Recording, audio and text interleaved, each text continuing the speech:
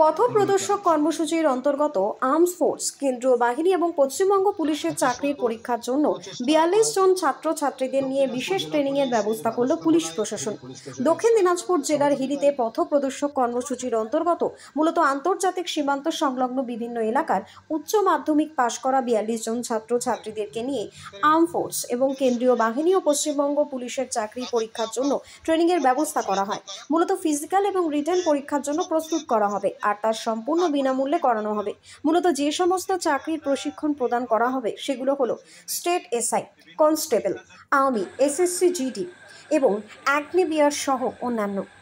আজ একটি অনুষ্ঠানের মাধ্যমে পথপ্রদর্শক কর্মসূচির শুভ সূচনা করা হয়। আগামীকাল থেকেই ট্রেনিং শুরু হবে বলে জানা যায়।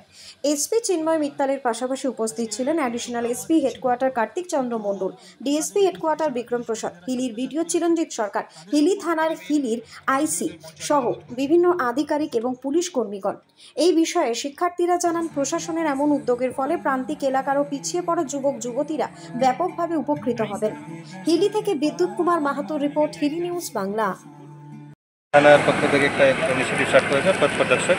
সেখানে আমরা এখানকার যে ইয়াং জেনারেশন আছে ওদেরকে বিভিন্ন আর্ম ফোর্সেসে এক্সামের জন্য প্রিপেয়ার করবো। এখানে মানে সেন্ট্রাল আর্ম ফোর্সেস থেকে স্টার্ট করে আমাদের West Bengal police, constable, inspector, ওর জন্য আমরা 40টা ছেলে মেয়েকে শর্টলিস্ট করেছি।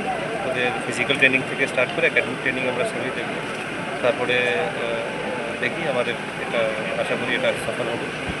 টার্গেট মানে কি, এখানে তো আমাদের সব থেকে রিমোটেস্ট ব্লক হয়েছে। এখান থেকে যদি ছেলে মেয়ে এখানকার লোক আছে যদি কোনো কোচিং ট্রেনিং করতে চায়, ওদেরকে অনেক মানে দূরে যেতে হয়, পরিশ্রম করতে হয়, কঠিনতা আছে ওদের জন্য।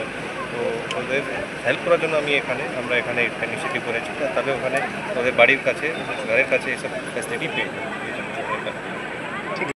থেকে হিলি পুলিশ স্টেশনে যে উদ্যোগটি নেওয়া হয়েছে পথপ্রদর্শক, এর মধ্যে আমার এবং আমাদের মতো পিছিয়ে পড়া যে ছেলেমেয়েরা আছে তাদের জন্য একটি খুবই উন্মুক্ত উদ্দেশ্যমুখী একটি পদ্ধতি শুরু করা হয়েছে। এর মাধ্যমে প্রকল্প শুরু হয়েছে এবং আমরা চেষ্টা করব বাস্তবায়িত করার এটা, এবং স্যারেদের অসংখ্য ধন্যবাদ এরকম প্রকল্প নিয়ে আসার জন্য। তোমার নাম? আমার নাম অমিত রায়, বাড়ি ডাবরা।